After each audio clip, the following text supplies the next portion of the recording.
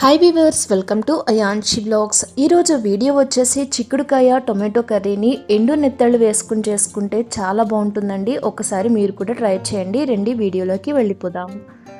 దీనికోసం గిన్నెలో ఆయిల్ వేసుకుని అది బాగా వేడయ్యాక కొన్ని నెత్తళ్ళు 5 నిమిషాల పాటు నానబెట్టి బాగా క్లీన్ చేసుకుని ఆయిల్లో ఇలాగా ఫ్రై చేసుకోండి. ఇవి బ్రౌన్ కలర్ వచ్చే వరకు ఫ్రై చేసుకోవాలి.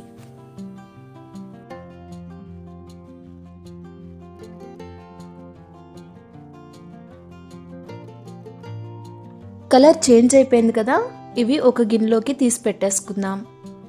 ఇదే నూనెలోని ఉల్లిపాయలు పచ్చిమిరకాయలు కూడా వేసుకుని ఫ్రై చేసుకోవాలి.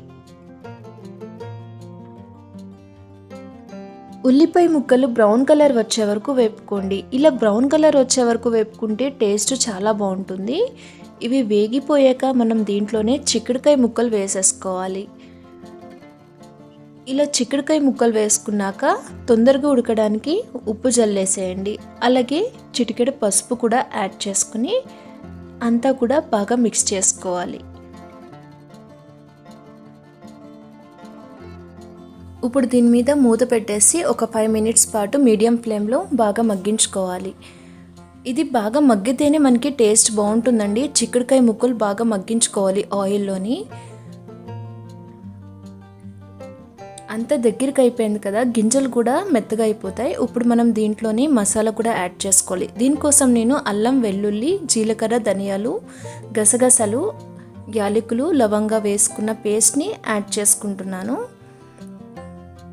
ఇది బాగా మసాలా స్మెల్ పోయే వరకు వేపుకుని దీంట్లోని 2 టొమాటోలు కూడా యాడ్ చేసేసుకోవాలి.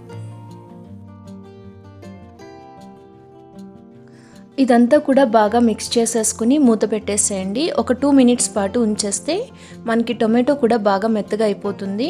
చూడండి, ఇప్పుడు దీంట్లోనే మనము తగినంత కారం వేసుకోవాలి. నేనైతే 1 టీ స్పూన్ కారం వేసుకుని బాగా వేపుకుంటున్నా.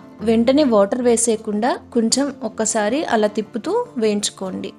మనకి కారం కూడా వేగిపోయాక దీంట్లోనే వాటర్ కూడా యాడ్ చేసేసుకోవాలి.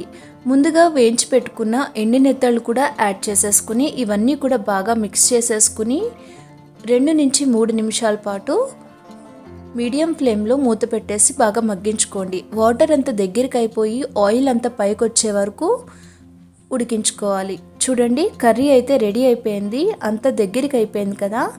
అంతే అండి, ఎంతో టేస్టీ అయిన చిక్కుడుకాయ టొమాటో ఎండి నెత్తళ్ళు కూర అయితే రెడీ అయిపోయింది. ఇది చాలా బాగుంటుంది. నేను చెప్పిన విధంగా ఒక్కసారి మీరు కూడా ట్రై చేసి ఎలా వచ్చిందో అని కామెంట్ బాక్స్లో కామెంట్ చేసేయండి.